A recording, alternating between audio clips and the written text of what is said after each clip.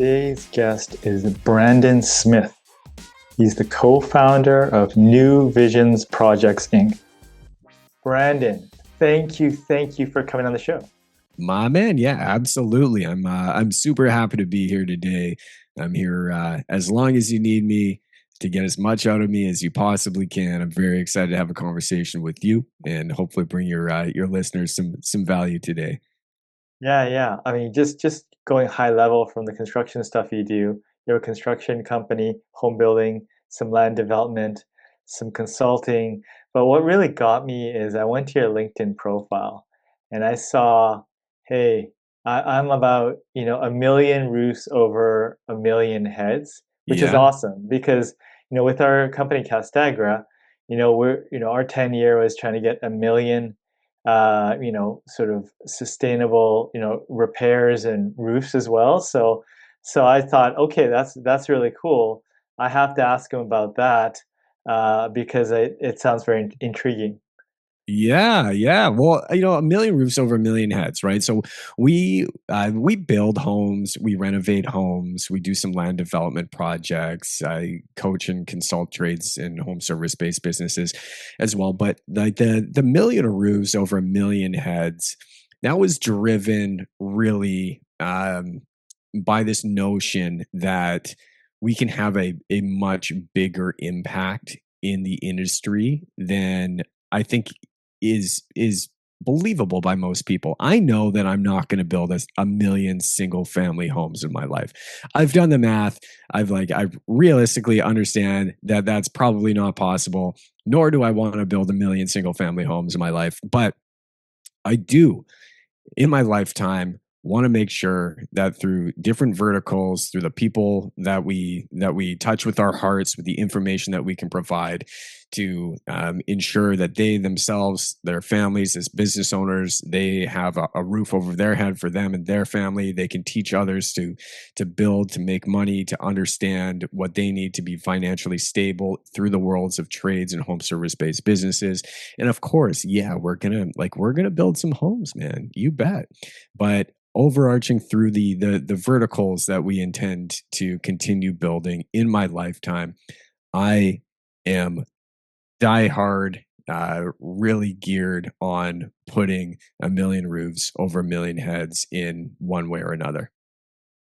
Nice, I like it. I did some similar math, and it's so true. I mean, I think, if you help the right people, right, inspire them, giving them an edge and stuff like that, their impact is going to be magnified. Especially if you help the right people that want to do good and give back and stuff like that. So I think Well, that's even through your content, even through stuff like this podcast, or if it's through Instagram, you're able to provide content to people that are going to impact them and is going to help them learn how to run a business themselves that can help them fulfill their dreams, their family's goals, or if it's just going to be helpful tips that is actually going to help them play an impact on how they can build better homes, build more homes, build homes faster at scale, whatever that is. You never know what's going to come of that.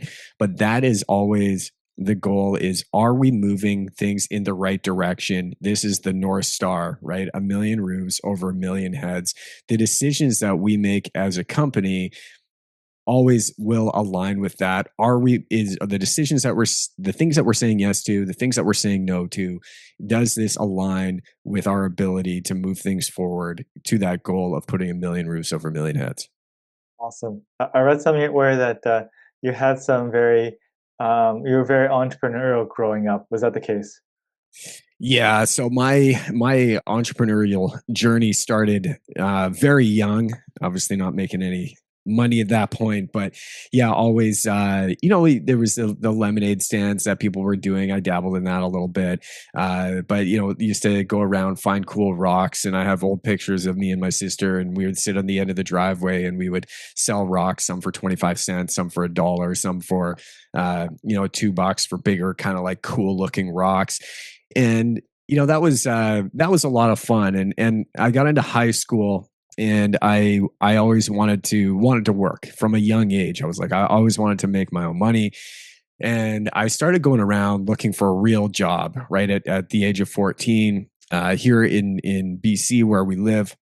I had to be 15 at most places to work. And so I went around handing out resumes, getting close to my 15th birthday, and McDonald's hired me on as an employee. So I had to wait until my 15th birthday, so a few weeks until I could start.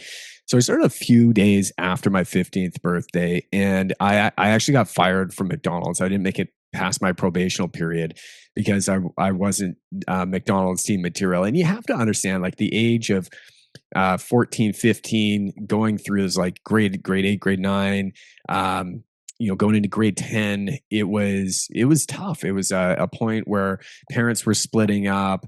I wasn't doing well in school. I was falling asleep in class, couldn't stay, couldn't keep attention on anything. I was told by my teachers, my counselor, that I had a learning disability. And at that age, like, you're pretty impressionable. Everything that goes around, you start questioning why things are happening. You don't know why what's going on. You haven't had the time or the experience to do any sort of self introspection and figure stuff out. You're just kind of like, you've been labeled with something and you just take it at face value. So when I'm told I have a learning disability, I just assume that I have a learning disability.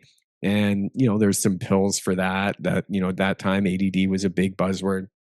And so that was the path it went down. But it became very depressed at that age. And I had from an early age, grade that 9, 10 ish, I'd also fallen in love with snowboarding. And that's what I decided I was going to do, was snowboard professionally. But I had a lot of friends that were older than me that were professionals. They were sponsored snowboarders, and so I got a lot of free gear. Right, they'd give me snowboards, boots, bindings, stickers, keychains, all that sort of stuff. And so I'd stockpile this stuff, and I would do pop up sales at our cafeteria at lunchtime in the school. Right, so it's they just line up the table, nobody knows it's there. Throw up a sign, all of a sudden a crowd gathers around because, like, what's going on, and then more people come, and then people just want to see what the heck all the fuss is about. And then next thing you know, you're sold out of all your stuff. And that was kind of a cool thing.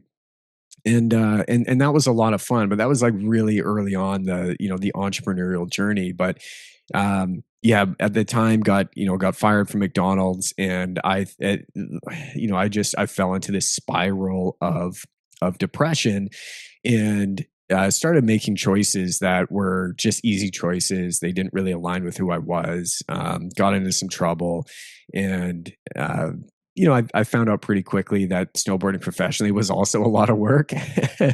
And I was very fortunate. My mom's house, when I had just graduated high school, and her house had burnt down. Um, and when I say I'm very fortunate, obviously, nobody was hurt. But the house was wrecked, and she had to move into a rental home. And I was helping her move some furniture into this new place, and the landlord, the gentleman that owned the home, he was a recruiter for one of the largest construction companies in Canada. And I had zero construction experience at that point. I had some landscaping experience, but really not much. And he said, do you want to come down for an interview? We're looking for, young, strong guys. And at that point I thought, well, what do I have to lose? So I went down to the office for what I thought was an interview, but I was there to sign paperwork, and they started onboarding me, and it just happened very quickly. And so, next thing I know, I'm given the first job site that I'm supposed to be on, which was a big commercial job site downtown Vancouver, and I had no idea what I was doing. Like, I didn't own a pair of steel toe boots, I didn't have a tool belt, and I just showed up, and I basically was told to push a broom for a few months. So I did that, just head down, push broom, and I started listening, seeing what was going around. I felt very, very out of place. And then, graduated from pushing a broom to pushing a squeegee, where I was clearing water off of a concrete slab so that, the carpenter's steel stud team could come around and lay out their walls. And then about 4 or 5 months into that process, I was asked if I wanted to start an apprenticeship. And I had no idea what an apprenticeship was.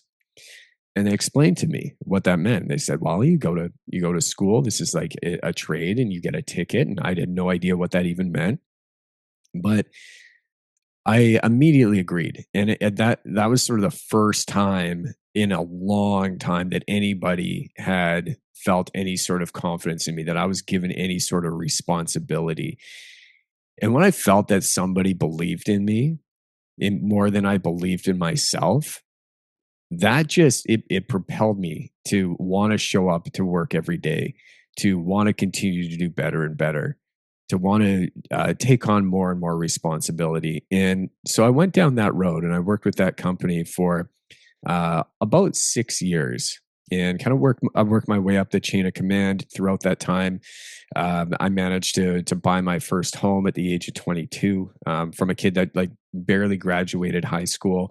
I was the first kid in my graduating class to buy a home. I bought my second home at the age of 23, and then at that year I had just bought my second place. I just now turning 24 had decided that I was going to start my own company. And the Olympics came in 2010. So you can do the math. It'll tell you how old I am. Olympics came into Vancouver in 2010, and basically construction shut down in the world for a few weeks while Olympics were happening. So I took some time off, spent some time up in Whistler and enjoying the world activities. And then it came time to go back to work. And I had talked with the recruiter and my boss, and just said, you know what, I'm good. I'm going to take things from here. And that was what I used as the launch pad to jump into starting New Vision Projects, the construction company that you see today. Yeah, nice. I like it. I always like origin stories. Yeah, did you do it fully alone? Did you have partners, advisors? Did you had friends or family that's done something similar? Like, walk me through the early years of starting a company. Oh man, yeah. So I didn't have any family that was doing anything similar. When I was very young, I do remember my dad had a pressure washing company, and he had his pressure washing semi trucks. It didn't last very long, but I remember him doing that when I was really really little, and my mom telling me some stories. But no, I didn't have anybody that was doing that. I had started on my own, and I was about 6 months in to tackling projects and taking things on, kind of anything I could find. Right, I was doing, when I was working for the last company, I was taking on side projects, working, weekends and evenings, taking on little kind of handyman tasks wherever I could. And about 6 months in, I had a good friend of mine reach out. Had started a company, a renovation company, with his brother-in-law at the time, and him and I had always talked about doing some work together, and things weren't going all that well or in the right direction with the company that he was had started with his brother-in-law. And he had reached out and said, "Hey, would you consider going into business together if I kind of broke things off here?" And I just said, "Yeah, absolutely," in a heartbeat. Like, this guy, he's an absolute weapon. I really looked up to him, and to this day, we're still business partners. He's now moved up to the Okanagan about 8 years ago, where we started taking on some land development projects. And but yeah, still to this day, we're business partners. Nice. I like it. Um, in terms of mentoring, Mhm. which you do now, what are some common things that come up over and over with the people that you work with? My goodness. Well, first, I think it's the big thing that people struggle with. One of the big things is confidence, right? So before you make a sale to anybody, the first sale that you have to make is to yourself. So if you have a product or a service that you truly believe in, right? First of all, you need to really truly believe in that. And then you need to make noise about it, right? You need to get out there, and you need to make sure that other people know about that as well. And that's where a lot of people struggle. Like, I talk to a lot of business owners, and they don't they're really proud that they don't spend any money on marketing, right? They're really proud that they've built their business through word of mouth. And I think that that's a great thing, but it's only going to get you so far. And I had this conversation with a design team just yesterday. I was at their office and they're wondering, they're saying, oh, leads are kind of slowing down a little bit. Um, what are you feeling? What are you doing? And I looked at them and I'm like, okay, well, if you have a great product and service, and they have awards all over their walls, right, in their office, it's like they do great work. They do incredible work. But if they are not getting their names in front of as many people as possible, then they're doing the market a disservice. Because if they truly believe that their product or their service is going to be better than their competitors, but the market cannot find them, then they're going to find one of their competitors, work with them, and get an inferior service. And that's the mindset that people need to get into, is like, it is your duty to get your service and your product in front of as many people as possible. Otherwise, the market is going to be finding themselves with an inferior product or an inferior service. And that's your fault. That's you for not being loud enough, for not telling them and screaming from the rooftops that the best thing that they need is what you have to offer. But that doesn't come without confidence and knowing that you offer something amazing. And people say they do.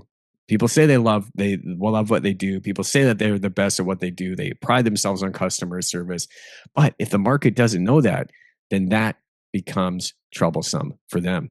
And the second thing really is just developing a strategic plan that you, right, as CEOs, as owners, they get very scattered, right? In their mind, they have a lot of information about what they want to do, where they want to go, but they have trouble communicating that to the team, right? They have a lot of trouble communicating where they're going, why they're going there, and how they're going to get there, because they've never been there, right? How can you really understand truly how to get somewhere if you've never been there? If you're whacking through all these bushes or climbing up this mountain that you like, there's a top somewhere, and that's kind of what you're after, but you've never been there before. So how do you know that the plan that that's in your head is actually going to get there? But communicating that to the team is a really tough thing to do. But sitting down and going over some sort of strategic plan, even if it's a single page, is one thing that I know business owners say that they want to do, and they just don't do it. But Tats, I'm going to do you a favor. I'm going to do your audience a favor as well, if you would like. If your listeners hear it, they find me, they go on to Instagram at Build with B Smith. Build with B Smith. They find me on Instagram and they DM me the word specified. I'm going to send them, it's a full 12-page, fully editable strategic plan document that is going to have all the steps out there for them that they can use to download either all the information with their team, for themselves. But if they've never been through something like that before, it's going to be an awesome start for them to start getting these thoughts organized in their minds, onto paper. It's awesome, but I'll give that to them. It's what we use with our team. It's meant to be like, you can pick and choose the pages, whatever you want to use with your team. You don't have to do the whole thing, but you can break it out independently. Go use that, and yeah, it's my gift to you. So find me on Instagram at Build with B Smith. DM me the word specified, and I'll make sure that you get that document and I know where it's coming from. So 100%. That is your question. Those are two things that people definitely end up lacking, is a defined plan on where they're going to go and the confidence to get there. Yeah, no, that sounds good. So you sold yourself, you have a plan. What are some of the things that have worked to get your name, your company name, your services out there over the years? So our office space, right? The office that I'm sitting in right now, the studio that I'm recording out of, it's on the busiest street in our local area, right? It has signage along the front window on the busiest street in our area. And I talk to people, Tats, and they ask, I'm talking to them all the time on the phone, and they ask, I said, well, do you have an office space where you're located? And I say, yeah, I'm right here. We're in this building. And they say, well, Ezra, I drive by that place 4 times a day. And I'm like, okay, well, next time look to your left, right? Like just we're there. We've been here for years. And but as a business owner, you think that everybody knows where you are. You think that everybody's paying attention to you. And the reality is everybody's so laser focused on whatever is going on in their minds that they don't pay attention. And that's a beautiful thing about social media too. Like especially if you don't have a lot of followers, you can go on, you can post a video and you think like people get all this craziness about this idea of like I don't sound great, like I don't like the way that I look and the lighting and blah blah blah. Reality is like nobody cares, nobody's watching. So like go do that, and over time, right? You want people to watch, you want people to care, and you want people to catch on. But the question is like you have to be doing a lot of stuff all the time, right? Whether it's jumping on a podcast, whether it's site signage, it's vehicle wraps, everything adds up. The biggest thing, absolutely, for us is affiliates and partnerships, right? So. For sure, word of mouth is still super, super powerful. Any referrals that come in for us that have come through word of mouth is we know that they're going to be pre-qualified. They've already asked the questions to somebody else that has already gotten some answers. They already know somebody that's worked with us that has experience. That is going to be great. But the short Yeah. answer is try and be as much as try and be as many places as you can at once. And that's a beautiful thing about social media. That's a beautiful thing about the digital world is I can sit here, have a discussion with you. You and I now know each other, but now your audience, if they're listening, knows a little bit about me. And if I take this and I'm able to cut up maybe some of these clips and put it on my social media, now people know about you. And so it's this idea of leverage, right? 3 C's of leverage. If you've ever listened to Naval Ravikant talk, he talks about 3 C's of leverage, which is code, now content, uh, community, and what was the fourth one? Collaboration, right? So those are when we're talking about leverage, like that's really what you want to try and do is get your name out there to as many people as possible that are going to do the work for you, that is going to talk to other people about your product and service. um, and I don't know if that answers your question. Maybe that's a long-winded way Break it of down a of bit. like Just trying to get out there as much as possible. yeah, yeah. You dropped some nuggets, so I'm gonna just try to clarify or give you sort of things to sort of expand on. So you said uh, collaborators, and you talked about content partnerships, or like you said, podcast to podcast, and cross promotion. Then you talked about being everywhere, and then the word of mouth. But in the middle, you said affiliates. Mm. So is that affiliates monetary based affiliates like referral fees? Is that work for you? What are you referring to as affiliates? Yeah, so it can be either way, right? Like if you are, in our case, it can be a referral fee, right? So, but something that's going to be meaningful. It's not like, okay, cool, refer us, a customer. We're going to drop a bottle of wine off at your house. Most people are like, I don't know. It doesn't give them enough to talk about at a cocktail party. That most people can go out and buy their own bottle of wine. But it has to be enough to incentivize moving their life forward in a meaningful way as well. So whether that's going to be a referral partnership, maybe they're another business owner where it's like, hey, we have, we know that if we offer a service, you offer a service. If your customers, and we can work collaboratively together, if your customers come over here and they want what we offer, immediately like this is what we're going to discount them as a rate because they're a customer with you, and I want you to do the exact same thing for me. So it's like, all right, you guys know that you're referring partners back and forth. Your clients are going to get a huge amount of value. It's going to cost them less. There's perceived value there because they're going to be paying less than customers typically would. But maybe if it is customers, right? If it's that you are paying a referral fee to, then that's awesome. But I think where people miss the mark is they kind of say they're going to do this, but then they don't bother following up, right? They don't bother nurturing those people that they've had this conversation with. And people forget about stuff. I have a 4.5-year-old daughter at home, and we play this memory game. You know the game Memory, where you put the cards down on the ground and you turn them up and you try and get a pair. And when you get a pair, then you take those cards off the table and you work your way down. We have this memory game is with dinosaurs, right? Little dinosaurs, and she absolutely destroys me at this memory game. Why? Because when we're playing this game, that's all she's focused on, right? That's all she can is in her mind is like remembering where these dinosaurs are on these cards.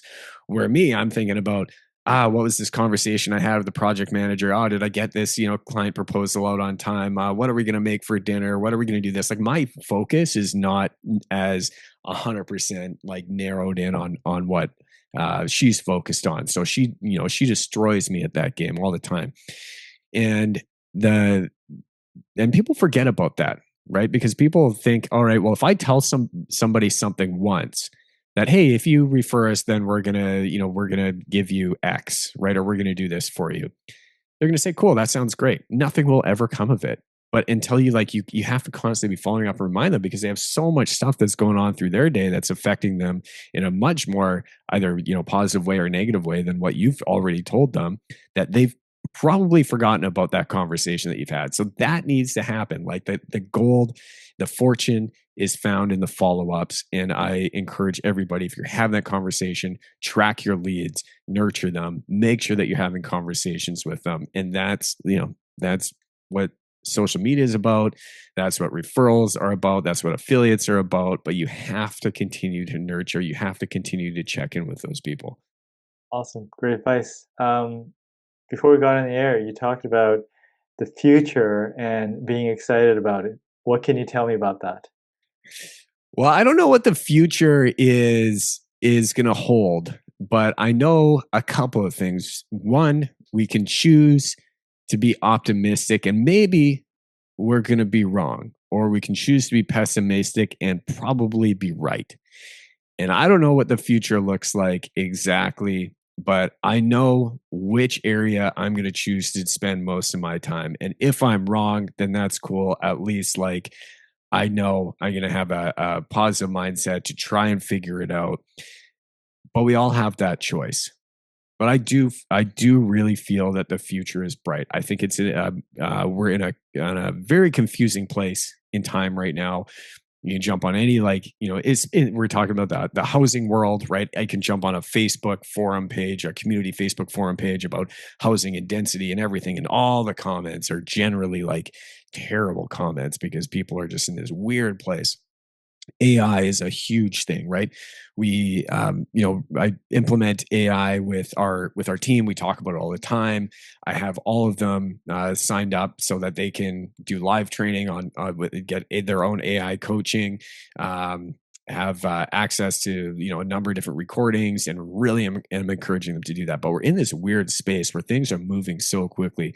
People don't know like what is real, what to do, how to prioritize their time. Like it's confusing for a lot of people. And what the future looks like. Is AI going to replace us? Are we still going to have purpose? Are we still going to have meaning? And the question or the answer in my mind is like, yeah, absolutely. We all are going to have purpose and we are going to have meaning. Um, but it is a little confusing for people. But either way, I do believe that the future is bright. But it's our job as entrepreneurs and as business owners to really start to light that path, because we have the power to make that happen. We have the power to make real change. But we're not going to get there on our own, and we're not going to get there without really incredible people working with us. So as a business owner, as an entrepreneur, if you want to build that team, like you have to be able to develop a compelling enough vision and a compelling enough future to make sure that those people that you want on your team, they also feel that and they know that there's enough inside that vision for them to achieve all of their hopes and dreams as well. Um, but there's a lot of people that are really confused, and it's going to take a few handful of people for sure that are going to know that the future is in really great hands, and that everything is going to be okay. But it's your job as the business owner, or not even the business owner, but if you're any person, man, woman, doesn't matter, whether you're a leader to your household, whether you're a mom of a couple of kids, a dad of a couple of kids, leader of a family, whatever that looks like, means, feels like to you, it's your responsibility to ensure that they know that the future is in fact moving in a very positive direction. Even if you have a this understanding that maybe it's not, maybe you're a little confused, but as soon as you're confused, if people are looking up to you in any sort of area for clarity, and you start to stumble, and you start to think, you know what, this isn't going to work, this is going to, this is going to disappear from us, then they start finding themselves on some pretty shaky ground. Um, so yeah, I'll reiterate the fact that you have a couple of choices, right? You can either move forward positively and have an abundance mindset and be very optimistic, and maybe you're going to be wrong, or you can choose to be pessimistic and probably end up being right, Yeah, when it comes to the future. If you perfect. have any Well like said. specific future questions, I'd be happy to get into that. That was sort of a general outlook, but um, happy to go deeper if you want. Yeah, absolutely. No, it's well said. Work on your controllable things. Attitude matters, and yeah, I think if you surround yourself with people with similar attitudes, then a lot of good things can happen. So, Brandon, thank you so much for being so open and sharing your story and your advice, and I appreciate you coming on the show.